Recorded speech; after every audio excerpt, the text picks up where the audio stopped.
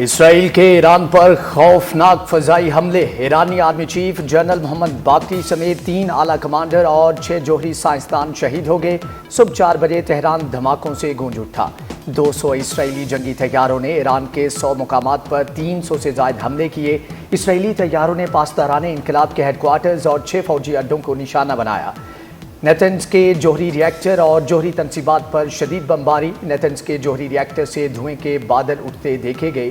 اسرائیلی طیاروں نے قم، تبریز، اصفہان، کرمان، عراق، ارامیہ، مراغہ اور اہواز میں جوہری اور فوجی تنصیبات اور عوامی مقامات کو نشانہ بنایا۔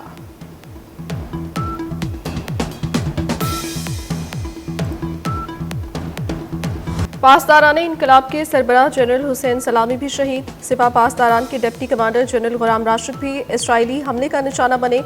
جوہری ایجنسی کے سابق ڈائریکٹر فریدون عباسی، ایٹمی سائنسدان مہدی تہرانچی اور رضا ذوالفقاری بھی شہید۔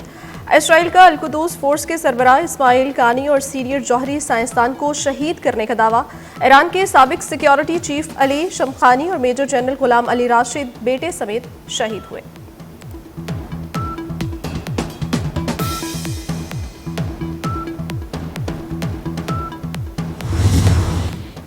ایران نے مسلح افواج کے سربراہ اور پاسداران انقلاب کے نئے چیف کا اعلان کر دیا۔ جنرل حبیب اللہ سیاری ایرانی مسلح افواج کے نئے کمانڈر تعینات۔ جنرل احمد واحدی کو پاسداران انقلاب گارڈز کا نیا کمانڈر ان چیف مقرر کر دیا گیا۔ ایران کا شہداء کے خون کا بدلہ لینے کا اعلان، اسرائیل سخت سزا کا انتظار کرے۔ سپریم لیڈر آیت اللہ علی خامنائی کا رد عمل، کہتے ہیں اسرائیل نے رہائشی علاقوں کو نشانہ بنا کر اپنی ظالمانہ فطرت بے نقاب کر دی۔ ایرانی فوج کے مضبوط بازو اسرائیل کو سزا دیے بغیر نہیں رکیں گے۔ قم کی مسجد جمکران پر سرخ پرچم لہرا دیا گیا۔ ایران میں سرخ پرچم کو بدلہ لینے کا جھنڈا کہا جاتا ہے۔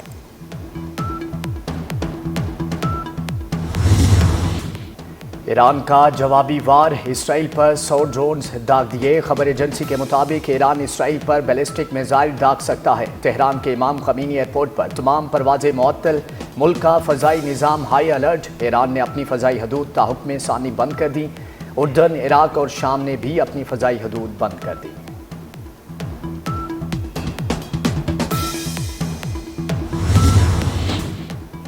اسرائیلی فوج کا ایران سے بھیجے گئے تمام ڈرونز کو مار گرانے کا دعویٰ۔ اسرائیل کا ملک بھر میں ہنگامی حالت کا اعلان، ریزرو فوجی طلب۔ نیتن یاہو حکومت کا شہریوں کو بم شیلٹرز کے قریب رہنے کا مشورہ۔ اسرائیلی حکومت کا کہنا ہے ایران سے جنگ کم از کم 2 ہفتے جاری رہ سکتی ہے۔ اسرائیل نے نیتنز شہر میں ایران کے جوہری افزودگی کے مرکزی مقام کو نشانہ بنایا۔ انٹرنیشنل ایٹمک انرجی ایجنسی نے بھی تصدیق کر دی۔ سوشل میڈیا ایپ ایکس پر ایٹمک انرجی ایجنسی نے لکھا کہ ایران میں تشویشناک صورتحال پر گہری نظر رکھے ہوئے ہے۔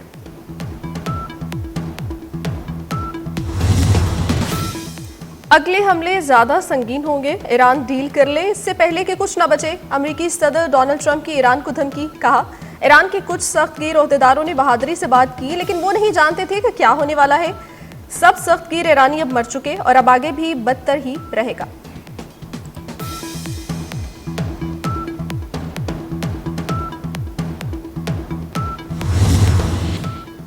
پاکستان کی ایران پر اسرائیلی حملے کی مذمت، وزیر خارجہ اسحاق ڈار نے کہا کہ اسرائیلی حملے ایران کی خود مختاری کی خلاف ورزی ہے۔ قابل نفرت اقدام نے بین الاقوامی قانون کی بنیادوں کو ہلا کر رکھ دیا۔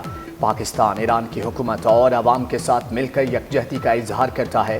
ترجمان دفتر خارجہ کے مطابق اسرائیلی اقدام اقوام متحدہ کے چارٹر اور بین الاقوامی قوانین کے اصولوں کی خلاف ورزی ہے۔ بین الاقوامی برادری اور اقوام متحدہ اسرائیلی جارحیت کو فوری رکوائے۔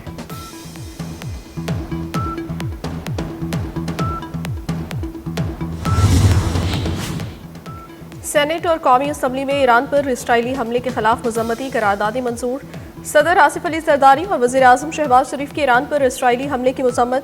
آصف زرداری نے مطالبہ کیا کہ عالمی برادری اور اقوام متحدہ اسرائیل کا احتساب کرے، صورتحال مزید بگڑنے سے روکنے کے لیے فوری کارروائی کرے۔ شہباز شریف نے کہا خطے میں عدم استحکام کا خدشہ پیدا ہو گیا، عالمی برادری جنگ پھیلنے سے روکنے کے اقدامات کرے۔ جنگ کی شدت میں اضافہ عالمی امن کو خطرے میں ڈال سکتا ہے۔ سعودی عرب کی ایران پر اسرائیلی حملے کی شدید مذمت، حملے کو بین الاقوامی قوانین کی خلاف ورزی قرار دے دیا۔ سعودی وزیر خارجہ کا ایرانی ہم منصب کو ٹیلی فون، اسرائیلی حملے سے ہوئے نقصانات پر افسوس کا اظہار۔ ترکیہ کی اسرائیلی حملے کی شدید مذمت۔ متحدہ عرب امارات کا کہنا ہے کہ تنازع کے حل کے لیے سفارتی ذرائع استعمال کیے جائیں۔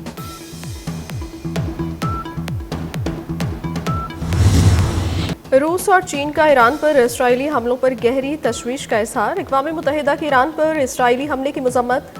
اقوام متحدہ کے سیکرٹری جنرل اینٹونیو گوتریس کا ایرانی تنصیبات پر حملے پر تشویش کا اظہار۔ کہا، اسرائیل کے ایران پر حملوں سے مشرق وسطیٰ میں کشیدگی بڑھے گی۔ انڈونیشین وزارت خارجہ کا کہنا ہے اسرائیلی حملہ غیر قانونی اقدام ہے۔ جاپان، آسٹریلیا اور نیوزی لینڈ کی بھی اسرائیلی حملے کی مذمت کی گئی۔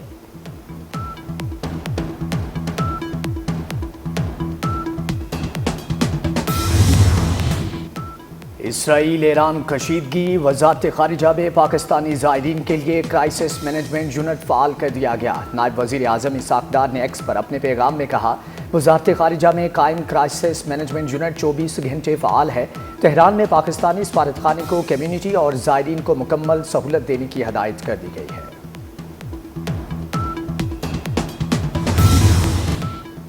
پاکستان کی ایران پر اسرائیلی حملے کی مذمت۔ وزیر خارجہ اسحاق ڈار نے کہا کہ اسرائیلی حملے ایران کی خود مختاری کی خلاف ورزی ہے۔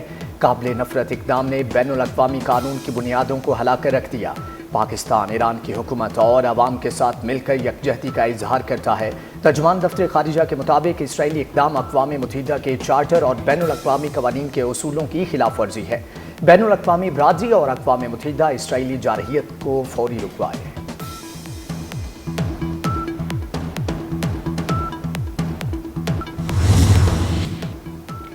سندھ میں گریڈ 1 سے 16 تک کے ملازمین کی تنخواہوں میں 12% اضافے کا اعلان۔ گریڈ 17 سے 22 کے ملازمین کی تنخواہ 10% بڑھے گی۔ سندھ کا 3451 ارب سے زائد کا بجٹ پیش۔ وزیر اعلیٰ سندھ مراد علی شاہ نے بجٹ پیش کیا۔ کہتے ہیں پینشن میں 8% اضافہ کیا جائے گا۔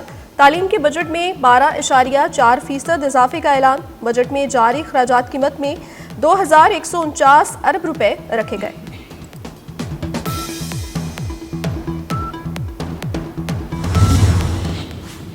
خیبر پختونخوا کا بجٹ بھی پیش کر دیا گیا۔ بجٹ کا حجم 2119 ارب روپے تجویز۔ اخراجات کا تخمینہ 1962 ارب روپے رکھا گیا ہے۔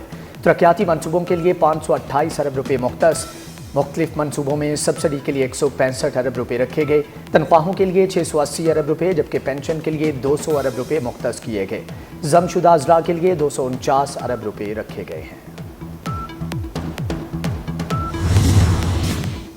اور ایران پر حملے کے بعد عالمی منڈی میں تیل کی قیمت کو آگ لگ گئی۔ خام تیل کی قیمت میں 10% اضافہ ریکارڈ۔ برنٹ خام تیل $75 فی بیرل کی سطح پر پہنچ گیا۔ WTI $75 فی بیرل میں فروخت کیا جا رہا ہے۔ پاکستان سٹاک ایکسچینج میں بھی شدید مندی چھائی رہی۔ 100 انڈیکس میں 2000 سے زائد پوائنٹس کی گراوٹ ہوئی۔